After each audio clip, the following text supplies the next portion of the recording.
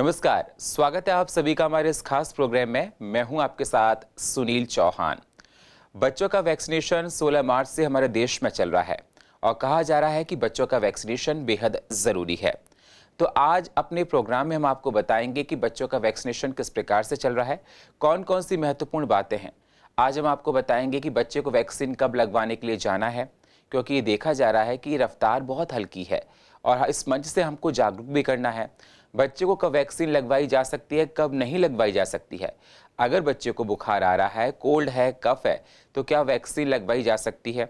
साथ ही साथ आपको ये बताएंगे क्या वैक्सीन लगवाने के बाद बच्चा अगले दिन स्कूल जा सकता है। अगर किसी लड़की की मीनार्स स्टेज पर है तो क्या वो वैक्सीन लगवा सकती है, कोई साइड इफ़ेक्ट हैं वैक्सीन के और कौन सी डोज कब लगती है, और भी बहुत सारी महत्वपूर्ण बातें हैं कि बच्चों को लेकर।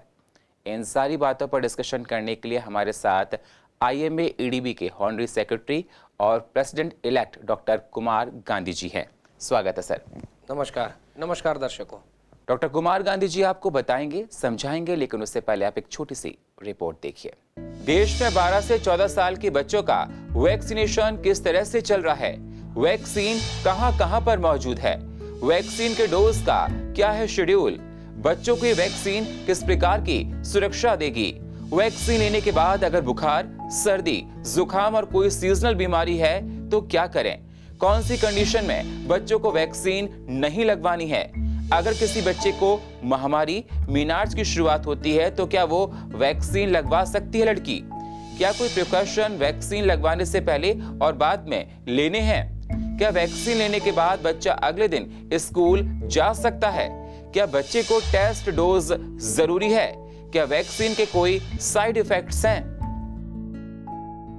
पूरे देश में जहां एक तरफ कोरोना के मामले घट रहे हैं, वहीं दूसरी तरफ वैक्सीनेशन अभियान तेजी से चलाया जा रहा है। 16 मार्च से सभी राज्यों और केंद्र शासित प्रदेशों में 12 से 14 साल के बच्चों के लिए वैक्सीन अभियान चलाया जा रहा है। कोविड टीकाकरण वैक्सीनेशन चल रहा है। बच्चों को हैदराबाद की बायोलॉजिकल ई की कार्बोवैक्स वैक्सीन लगाई जा रही है। बच्चों का कोविड वैक्सीनेशन चल रहा है। इन बच्चों को फिलहाल सरकारी केंद्रों पर ही कार्बोवैक्स वैक्सीन दी जा रही है।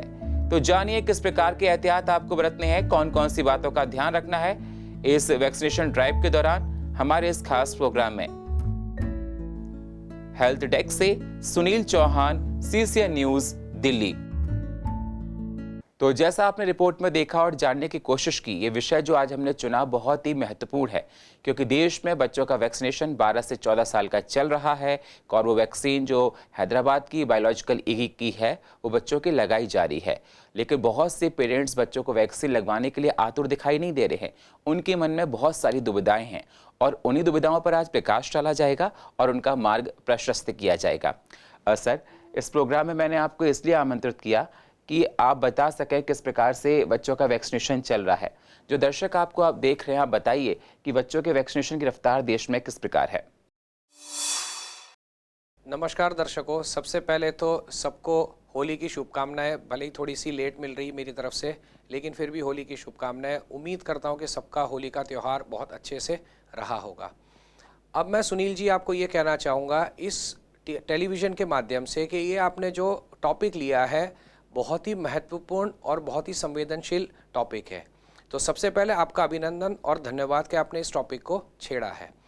अब बात आती है हमारी कोविड वैक्सीनेशंस को लेके। अब सबसे पहले तो एक हमारा प्रिजम्पशन ये आ रहा है इन द साइंस कि 4th वेव ऑफ कोविड आएगा। जिस तरह से 3rd वेव आया है जनवरी में, जिस तरह से वायरस म्यूटेट होता है, मल्टीप्लाई होता है, जिस तरह से भी उसकी गतिविधि रहती है, हमारी उम्मीद करेगी कि जून या जुलाई में हो सकता है 4th वेव कोविड आए।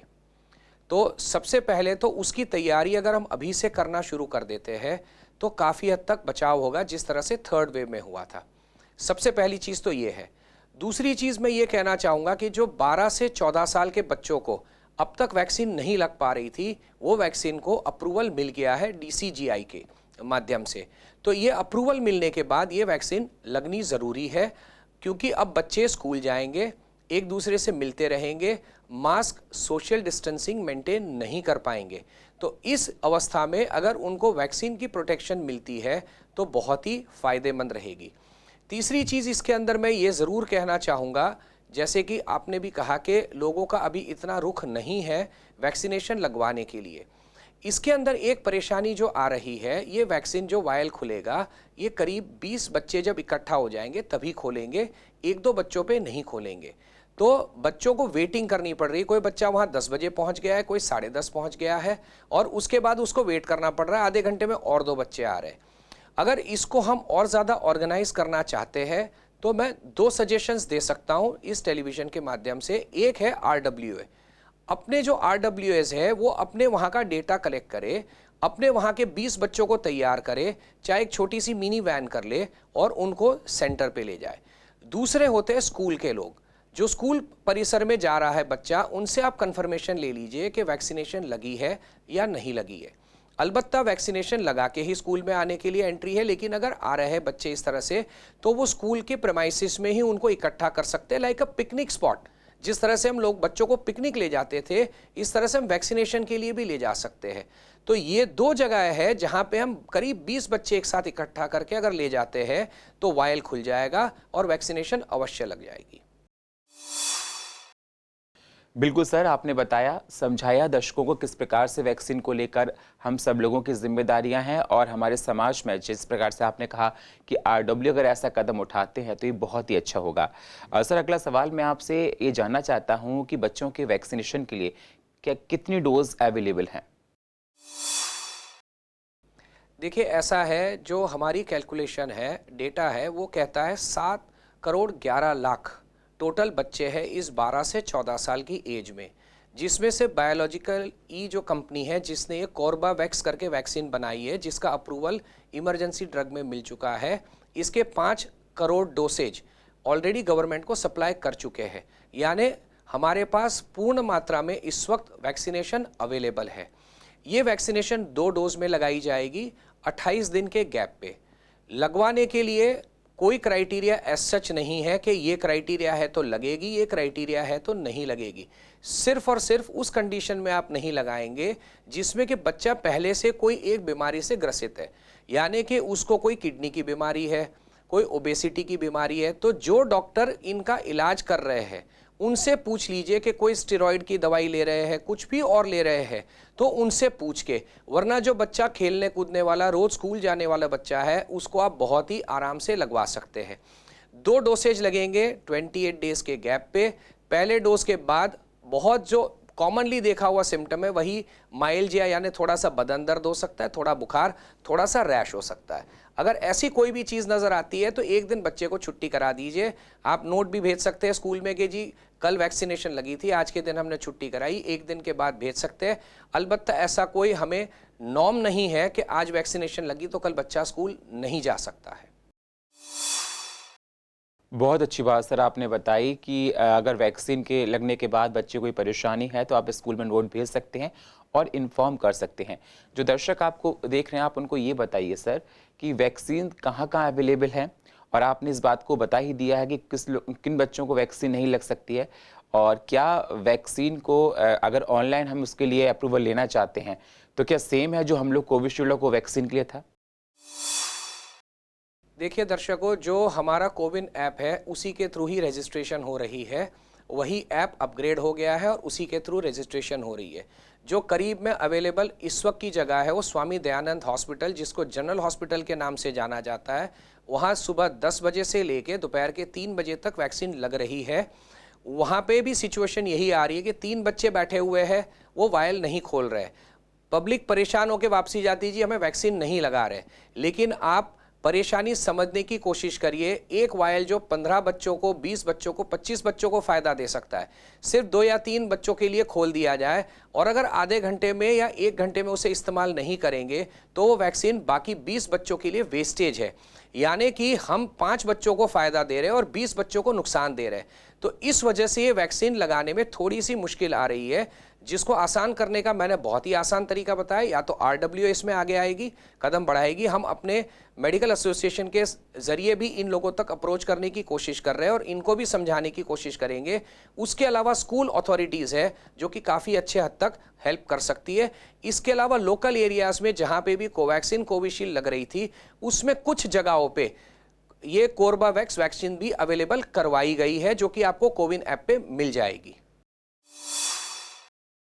बिल्कुल, बहुत अच्छी बात दर्शकों सर ने बताई है कि वैक्सीन आपको ऑनलाइन भी आप इसका रजिस्ट्रेशन कर सकते हैं, जैसे हम लोगों ने अपनी वैक्सीन का किया था।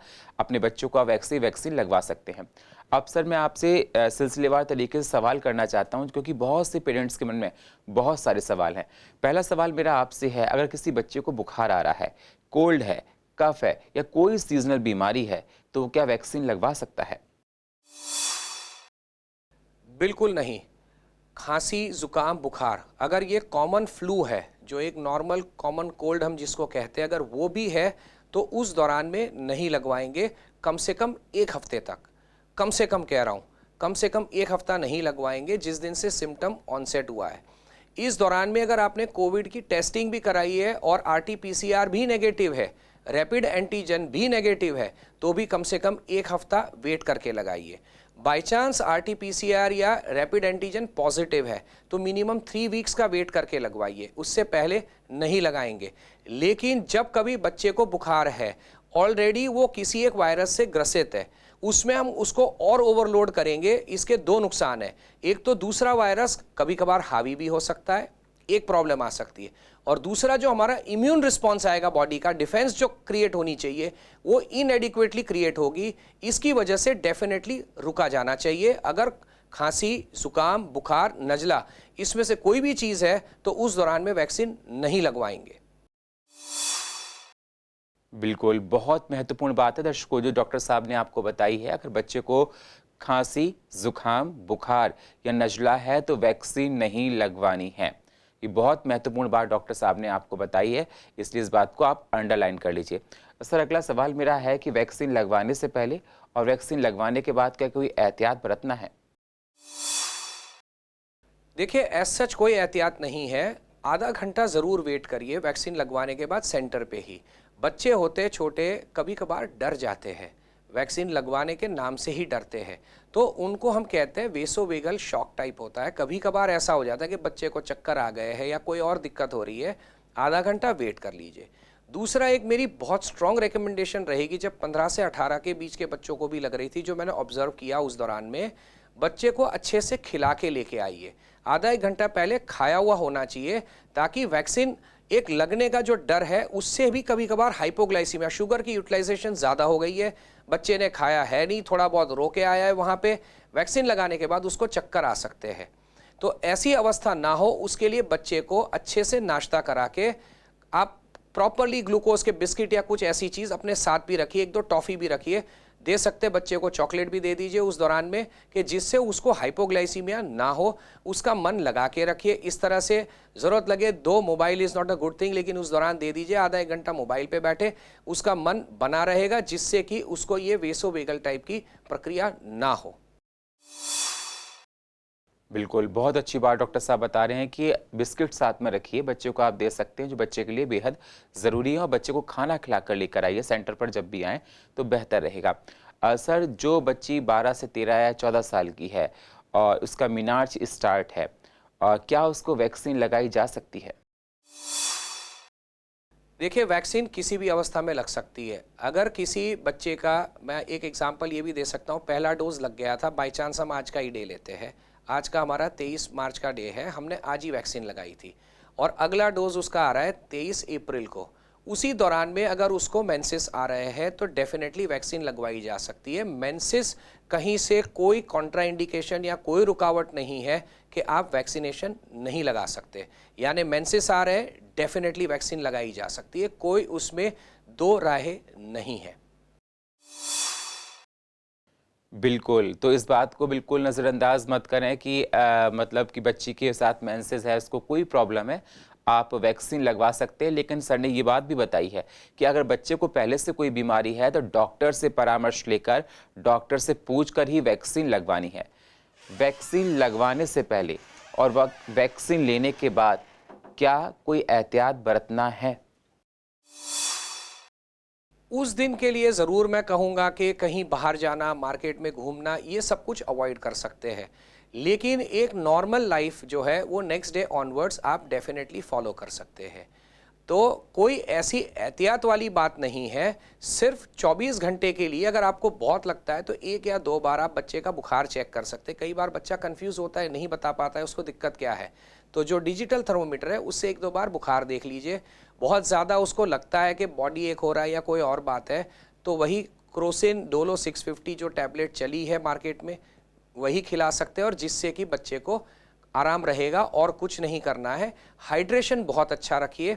मौसम अब गर्म होता जा रहा है, जो भी डिहाइड्रेशन होगा उसमें अगेन इम्यून रिस्पॉन्स डिफर करता है, अलग हो जाता है, बॉडी अलग वे में रिस्पॉन्ड करती है। तो बच्चे को हाइड्रेशन ज़रूर दीजिए। कम से कम 3 से 4 लीटर का कोई भी प्रकार का लिक्विड बच्चे को पूरे दिन में ज़रूर दीजिए। हाइड्रेशन भी एक बहुत अच्छी चीज़ होती है जिसको अगर हम मेंटेन रखते हैं तो बच्चे को बुखार नहीं होता है। बिल्कुल सर, आपने बता दिया कि बच्चे को अगर थोड़ा सा ही बुखार है तो आप मतलब डोलो आपने बताई जो मार्केट में वो दी जा सकती है।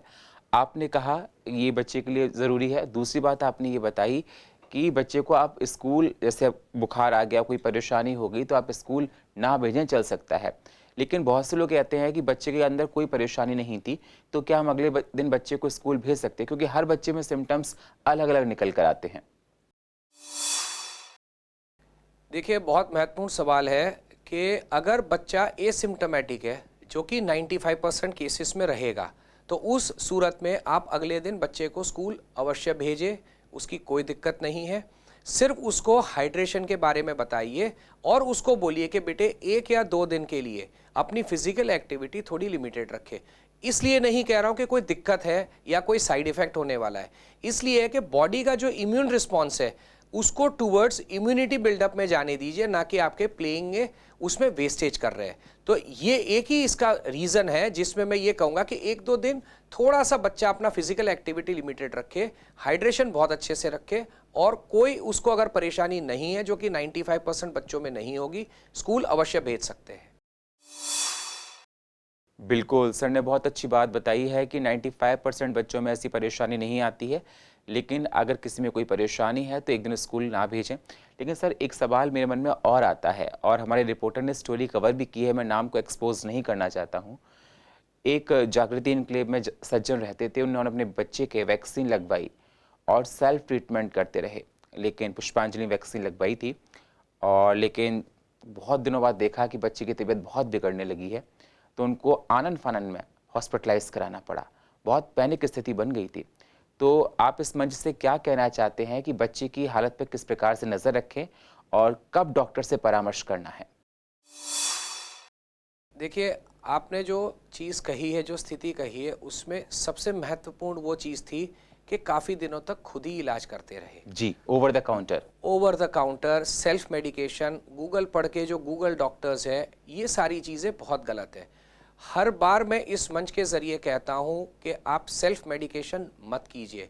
इवन मुझे बुखार होता है, my speciality does not give me a permission to treat fever, तो मैं एक फिजिशियन का ओपिनियन ज़रूर ले लेता हूँ, फ़ोन पे ही ले लेता हूँ, लेकिन पूछ लेता हूँ कि सर मुझे इस तरह से गले में ये दिक्कत है, मेरे सिम्टम्स ये है, ये दवाई मैं शुरू करने की सोच रहा हूँ, क्या ठीक कर रहा हूँ या चेंज करना है। And to your surprise, audience को मैं सरप्राइज करूंगा, कई बार फिजिशियन मुझे कहते हैं नहीं सर, इस वक्त ये दवाई कामयाब नहीं है, ये एंटीबायोटिक इस वक्त काम नहीं करेगी, आप इसकी बजाय ये एंटीबायोटिक ले लीजिए। यानी कि ट्रीटमेंट में फ़र्क आता है, in spite of me being MBBS and MD। लेकिन इसके बावजूद इस चीज़ का फ़र्क आ सकता है, तो मैं बार बार सबको यही राय देता हूँ, रिक्वेस्ट कर रहा हूँ कि सेल्फ मेडिकेशन, डॉक्टर गूगल बनने की कोशिश मत करिए, स्पेशलिस्ट अवेलेबल है, उसको जाके दिखाइए। सिम्टम के अंदर बेसिकली बच्चा अनकंफर्टेबल हो या उसको फीवर हो, बहुत ज़्यादा लगे, जैसे कि फीवर हमें महसूस होता है, तो हम घर में ही अब SpO2 चेक कर सकते हैं। अगर ये SpO2 95 से कम रिपोर्ट हो रहा है, बच्चे को फीवर है, चाहे 99 हो, 99.5 हो या 100 हो, अगर 100 से ऊपर है तो कुछ सोचना नहीं है, SpO2 भी देखने की ज़रूरत नहीं, डायरेक्टली आप इलाज के लिए सोचिए, फिजिशियन या पीडियाट्रिशियन से मिल लीजिए, क्योंकि ये जो 12 से 14 की एज है, इस एज ग्रुप को पीडियाट्रिशियंस भी देख लेते हैं, जनरल फिजिशियन भी देख लेते हैं। यानी कि एक बहुत अच्छी बात है इन बच्चों के साथ कि इन्हें बच्चों वाले डॉक्टर भी देख सकते हैं और जो नॉर्मल फिजिशियन एडल्ट को देखते हैं वो भी देख सकते हैं। यानी कि जो डॉक्टर्स की मात्रा है वो दुगनी हो गई। आपको पीडियाट्रिशियन भी हेल्प कर सकते हैं, आपको फिजिशियन भी हेल्प कर सकते हैं, लेकिन किसी एक की हेल्प जरूर लीजिए। Chemist is not a qualified doctor. आप किसी क्वालिफाइड डॉक्टर के पास जाइए, ट्रीटमेंट कराइए, तो इस तरह की स्थिति काफी हद तक अवॉइड हो सकती है।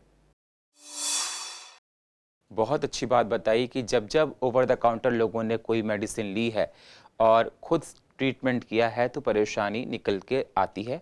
इसलिए बच्चे के साथ कोई परेशानी अगर वैक्सीन लेने के बाद हो रही है तो सेल्फ ट्रीटमेंट ना करें। बार बार आपसे रिक्वेस्ट यही किया जा रहा है कि सेल्फ ट्रीटमेंट ना करें, तुरंत डॉक्टर से संपर्क करें, क्योंकि उस समय सही ट्रीटमेंट देना बेहद ज़रूरी होता है। सर, लोगों के मन में ये सवाल उठता है कि जो वैक्सीन लगाई जा रही है, बच्चों की हो चाहे किसी की भी हो, क्या ये कोरोना के हर वेरिएंट के लिए प्रतिरोधक है? इसके अंदर यह है कि जितने वेरिएंट अब तक आ चुके हैं मार्केट में, उसके लिए तो ये प्रतिरोधक है, लेकिन अगर जून जुलाई में इसमें कोई म्यूटेशन होती है तो उस वक्त की स्टडी करने के बाद हम उस नतीजे पे आ सकते हैं कि ये उस वेरिएंट के लिए भी कामयाब है या नहीं। मैं आपको एक एग्जांपल दे सकता हूं इसका, कि जब ये ओमिक्रॉन वेरिएंट आया था तो हमें इतना पता पहले से था डेटा के जरिए कि जो हमारी लगी हुई कोविशील्ड और कोवैक्सीन से बने हुए एंटीबॉडीज है वो ओमिक्रॉन को काफ़ी हद तक माइल्ड रखेगी। यही एक बहुत बड़ी वजह थी कि भारतवर्ष के अंदर जो भी ओमिक्रॉन थर्ड वेव रहा वो काफ़ी माइल्ड रहा, क्योंकि लार्जर पॉपुलेशन वॉज वैक्सीनेटेड। यानी वैक्सीन के जरिए जो भी डेवलप हुए एंटीबॉडीज थे उसने इस महामारी को काफ़ी हद तक काबू किया। यानी कि आने वाली जो भी वैक्सीन बच्चे के लिए है, जितने वायरसेस वेरिएंट्स अभी तक बने हैं, वो सबके लिए तो पूर्ण तरह कामयाब मानेंगे, क्योंकि any vaccine can not be 100%। वो आपको 95 to 98% की ही सेफ्टी दे सकती है, जितनी इस वैक्सीन ने भी दी है हमें। लेकिन हमें उसके साथ ये पूरी एहतियात भी बरतनी होगी जो हमने पहले रखी है। बच्चों में हम नहीं कर पाएंगे बहुत ज़्यादा कि उनको मास्क के लिए बहुत प्रोत्साहित कर सके, या सोशल डिस्टेंसिंग स्कूल के अंदर हो ही नहीं सकता है, लेकिन जो हम कर सकते हैं उनकी इम्यूनिटी बहुत अच्छी रख सकते हैं। जो उनकी डाइट है, जंक फूड अवॉइड कराइए। जंक फूड से अच्छा है वो घर का बना खाना खाए, रोटी सब्जी दीजिए, फ्रूट्स दीजिए, विटामिन सी रिच डाइट दीजिए। इन चीज़ों से बच्चे की इम्यूनिटी डेवलप होगी और वो अपने आप में जो वैक्सीन है उसकी पोटेंसी बढ़ा लेगा। बहुत अच्छी बात सर ने बताई है कि अगर हो सके तो बच्चों का जंक फूड बंद करें, क्योंकि बच्चे मानते नहीं, जंक फूड खाते हैं सर। और आपने कहा घर का बना हुआ पौष्टिक खाना बच्चों के लिए बेहद ज़रूरी है। सर, क्या कोई टेस्ट डोजेज रिक्वायर्ड हैं वैक्सीन लेने से पहले? और अगला सवाल मैं आपसे इसी में अटैच करना चाहता हूँ, क्या वैक्सीन के कोई साइड इफ़ेक्ट हैं? देखिए, ऐसा है कि इसका कोई एज सच टेस्ट डोज नहीं है। ये इट्सेल्फ में 0.5 ml है, यानी हाफ ml का तो कुल मिला के डोज है। इसका कोई भी टेस्ट डोज नहीं है। लगवा के अगर आप आधा घंटा वेट कर लेंगे कोई भी दिक्कत अलबत्ता होती नहीं है। अगर होती है तो सेंटर पे बेसिक इम्यूनिटीज़ अवेलेबल होती है जो आपको हेल्प कर सकती है। जैसे कि अगर स्वामी दयानंद हॉस्पिटल है, वो तो इट्सेल्फ में वेल फंक्शनिंग हॉस्पिटल है। अगर किसी को बहुत ज़्यादा डर लग रहा है तो करीब के सेंटर में ना जाके हॉस्पिटल का जो बना हुआ सेंटर है आप वहाँ लगवा लीजिए। कि कोई भी दिक्कत हो तो hospital is just a throw distance away, आप 1 मिनट में वहाँ पहुँच सकते हैं।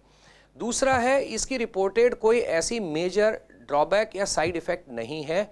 सिर्फ और सिर्फ उस एरिया में थोड़ा बहुत रैश, बुखार या कभी कभार बच्चे को थोड़ी सी थकान महसूस हो सकती है 1 या 2 दिन के लिए। इसके अलावा के अभी तक में कोई बहुत ज़्यादा साइड इफ़ेक्ट रिपोर्टेड नहीं है।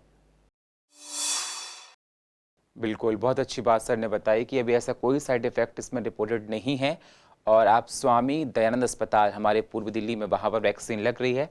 आप लोग जाकर अपने बच्चों को वैक्सीन लगवा सकते हैं सुबह 10 बजे से लेकर शाम के 3 बजे तक।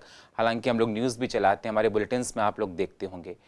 बहुत बहुत शुक्रिया डॉक्टर कुमार गांधी जी, आप हमारे इस मंच पर आए और बहुत महत्वपूर्ण विषय पर चर्चा की, जो कि आज के लिए समाज में, देश में हर कोई बेहद ज़रूरी है। क्योंकि बच्चों का वैक्सीनेशन इसलिए इम्पॉर्टेंट है क्योंकि बच्चे कोरोना को लेकर इतने ज़्यादा सजग नहीं हैं, उनको इतनी समझदारी नहीं है। और अप्रैल से ऑफलाइन क्लासेस स्टार्ट खुल रहे हैं, क्योंकि ज़िंदगी पटरी पर लगभग आती जा रही है, क्योंकि कोरोना कम हो रहा है। चलते चलते आप दर्शकों से क्या कहना चाहते हैं? और इसमें मैं अपना एक क्वेश्चन और जोड़ता हूँ, क्योंकि बहुत से दर्शकों के मन में अभी भी मंशा है, उनके मन में कश्मकश है कि बच्चों को वैक्सीन लगवाएं ना लगवाएं। और बहुत से सेंटर पे देखा जा रहा है खाली है, सन्नाटा पसरा हुआ है, लोगों के मन में डर है कि बच्चों को वैक्सीन नहीं लगवानी है। तो इस मंच से आप उनका किस प्रकार से मार्ग प्रशस्त करना चाहते हैं? देखिए दर्शकों, ये है कि मैं एक जिम्मेदार नागरिक होने के नाते ये कह सकता हूँ कि हम सबकी नैतिक जिम्मेदारी है कि वैक्सीन्स के लिए जो भी अगर हम कहीं भी कोई बायस रखते हैं, कहीं भी मन के अंदर कुछ ऐसी बात रखते हैं कि ये गलत चीज़ है, ये अच्छी चीज़ नहीं है, तो इससे आप दूर हो जाइए। इसको सोचने की भी ज़रूरत नहीं है। इस दुनिया से पोलियो भी ऑलमोस्ट समाप्त हो गया। स्मॉल पॉक्स जैसी बीमारी अब लोगों ने सुनी नहीं होगी, वो ख़त्म हो गई। वो सिर्फ़ और सिर्फ वैक्सीन के ज़रिए हुई है। इनकी कोई ट्रीटमेंट नहीं बनी है। जितनी भी हमारे पास है, हेपेटाइटिस की प्रॉब्लम से लेके HIV की प्रॉब्लम्स है, इन सब के लिए वैक्सीन्स अवेलेबल है। वैक्सीन इज़ नथिंग, इसका काम इतना ही है बॉडी के अंदर कि आपके इम्यून सिस्टम को डेवलप कराता है। It is just preparing a defence to fight against particular disease. इससे ना कोई साइड इफ़ेक्ट होगी, ना कुछ और दिक्कत है। ये मत सोचिए कि बच्चे के अंदर वायरस का इंजेक्शन दिया जा रहा है, उसको कोई प्रॉब्लम होगी। इस तरह से कुछ भी नहीं होना है। Remove those biases. आप प्रॉपरली एक पॉजिटिव माइंडसेट से जाइए कि आप जिस तरह से बच्चा पैदा होता है, मेरा काम है, रोज़ में हम यही देखते हैं कि डिलीवरीज होती है, बच्चे को पैदा करते हैं, लोगों में एक जो भावना है कि मेरे बच्चे में वैक्सीनेशन तुरंत शुरू हो जाए। इसी तरह से जब जब जो कैटेगरी के बच्चों के लिए वैक्सीन्स अवेलेबल कोविड के लिए कराई जा रही है, ज़रूर लगवाइए। कोई ऐसे विशेष साइड इफ़ेक्ट नहीं है, ना ही होने वाले हैं, तो ज़रूर जाके लगवाइए। जो अभी तक भी सन्नाटा अगर हम देख रहे हैं, मैं मेरे लेवल से ये सोचता हूँ कि इसमें कहीं ना कहीं ये चीज़ है कि 2-3 बच्चे चले जाते हैं, वायल खुलता नहीं है, आधा घंटा वेट करते हैं और वो वहाँ से चले जाते हैं। उसके बाद नेगेटिव पब्लिसिटी होती है, यार वहाँ मत जाना, वैक्सीन नहीं लगा रहे वो। इस तरह से बात नहीं है। आप इकट्ठा होके अपने दोस्तों से, चाहे स्कूल के बच्चे हैं, अपने दोस्तों से बात करके एक मिनी बस या कम से कम 15-20 बच्चे एक साथ चले जाइए। अवश्य आपको वैक्सीन लगेगी। स्वामी दयानंद हॉस्पिटल में ही लग रही है, काफ़ी हाइजीनिक वे में लगा रहे हैं। पूरी उनकी टीम वहाँ पे सशक्त वे में खड़ी है आपको हर तरफ से हेल्प करने के लिए। तो आप ज़रूर जाके बच्चों को वैक्सीन लगवाइए। कहीं कोई बच्चा जो 7 करोड़ 11 लाख हम कह रहे हैं, उसमें 10 लाख 99,999 भी ना हो, पूरे के पूरे हम वैक्सीन लगा दें। यही मेरी ख्वाहिश है, यही मेरी चाहत है, यही मैं कहना चाहता हूँ। तो देखा आपने, डॉक्टर कुमार गांधी जी ने आपको बताया, समझाया कि हर बच्चे के लिए वैक्सीन बेहद ज़रूरी है। हर माँ बाप का फ़र्ज़ बनता है कि बच्चे को वैक्सीन लगवाएं। मन में किसी प्रकार का कोई डर ना रखें, क्योंकि वैक्सीन हर तरह से, हर कसौटी पर परखी जा चुकी है। इसलिए आप लोग घर से निकलकर अपने बच्चे को वैक्सीन लगवाएं, क्योंकि सेंटर पर ये देखा जा रहा है कि वैक्सीन लगवाने लोग नहीं आ रहे हैं। आप लोगों से रिक्वेस्ट है, इस मंच से आप लोग जाइए। डॉक्टर साहब बार बार कह रहे हैं, आह्वान कर रहे हैं आप लोगों को कि आप लोग जाइए, वैक्सीन लगवाइए। और जब वैक्सीन लगेगी तो कोरोना की रफ्तार को हम लोग रोक सकेंगे, क्योंकि ये भी बताया जा रहा है और कंट्री में देखा जा रहा है अब्रॉड में कि 4th वेव वहाँ पर आ गई है और हालात किस प्रकार से हैं। और हमारे देश में देखा गया, जब ओमिक्रॉन आया तो अधिकतर लोग वैक्सीनेट थे, तो उसकी रफ्तार बहुत हल्की होकर निकल गई। तो आप लोग वैक्सीन लगवाइए बच्चों के, और बच्चों को कोई साइड इफेक्ट हो तो तुरंत डॉक्टर से परामर्श कीजिए। और फिलहाल हमारे इस खास प्रोग्राम में इतना ही। बाकी खबरों के लिए आप बने रहिए CCN के साथ। तब तक के लिए नमस्कार।